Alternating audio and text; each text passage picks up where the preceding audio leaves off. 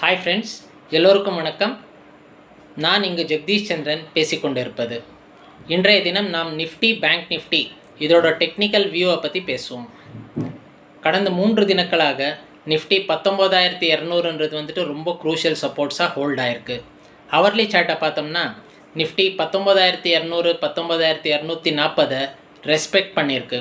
So இந்த levels hold ஆகி இப்போது பவுன்ஸ் பேக் ஆச்சுன்னா மார்க்கெட்டு 19400 19500 டெஸ்ட் பண்ணுறதுக்கு பாசிபிலிட்டிஸ் இருக்குது. பேங்க் நிஃப்டி எடுத்துக்கிட்டோம்னா பேங்க் நிஃப்டி சப்போர்ட்ஸ் வந்துட்டு 43300 43600 ரொம்ப க்ரூஷியல் சப்போர்ட்ஸாக இருந்துச்சு. ஸோ இந்த லெவல்ஸை ஹோல்டு பண்ணதுனால பேங்க் நிஃப்டி 44500 ரீடெஸ்ட் பண்ணியிருக்கு.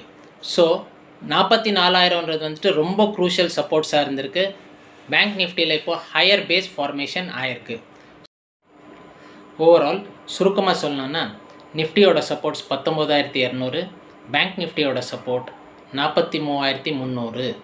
ஸோ இந்த லெவல்ஸை ஹோல்டு பண்ணுற வரைக்கும் மார்க்கெட்ஸ் கன்சாலிடேஷன் ஃபேஸில் இருக்கும்.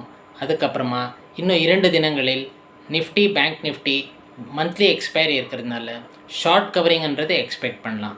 ஸோ பவுன்ஸ் பேக்குன்னு பார்த்தோம்னா நிஃப்டியில் வந்துட்டு 19400 19500 வரைக்கும் பவுன்ஸ் பேக் பாசிபிலிட்டிஸ் நிறைய தெரியுது.